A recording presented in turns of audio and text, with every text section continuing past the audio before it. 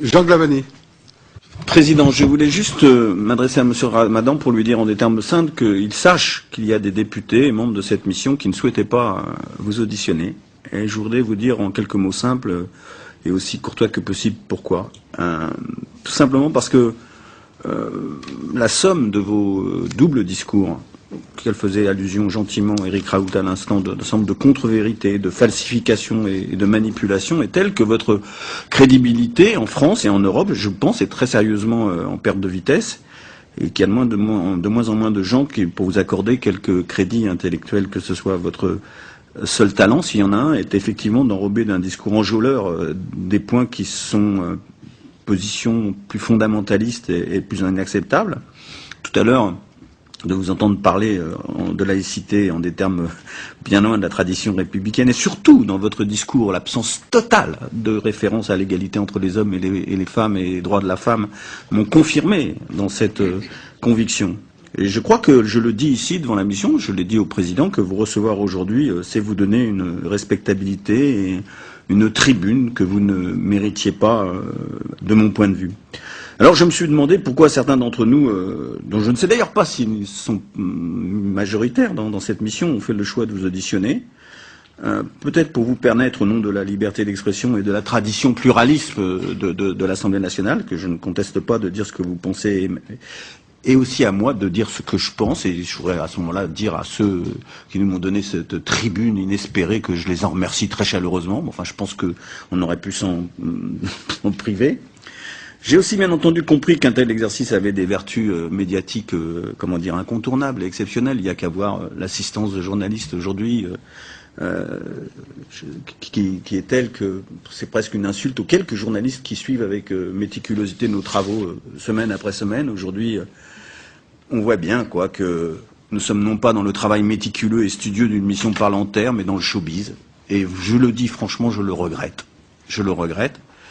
Mais je crois aussi avoir compris in fine la raison de votre présence ici. Vous êtes un prédicateur suisse. Et je me suis demandé pourquoi un Parlement français devait recevoir et écouter un prédicateur suisse. Et c'est sans doute qu'on a compris ces dernières semaines que la lumière venait de Suisse.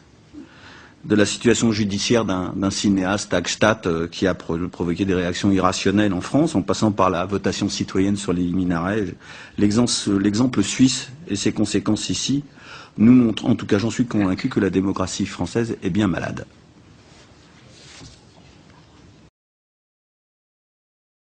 Donc, pour aller vite, monsieur, je suis un peu, enfin pas vraiment, surpris de votre intervention, mais vous déterminez, monsieur, le fait que je viens de Suisse, que la lumière vient de Suisse. J'ai été invité avant le vote de dimanche, donc la lumière s'est faite après.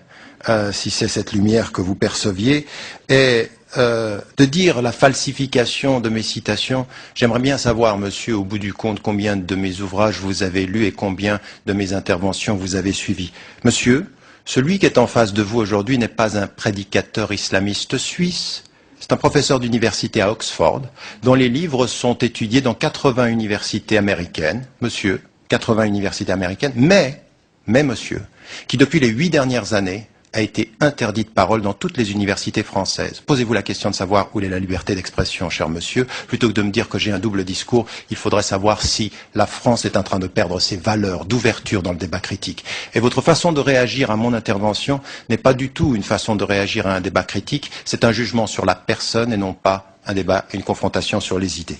Donc je réponds, cher monsieur, à votre intervention que j'espère, non, que la lumière, cette dernière lumière ne viendra pas de Suisse, qu'il y aura vraiment un véritable réveil.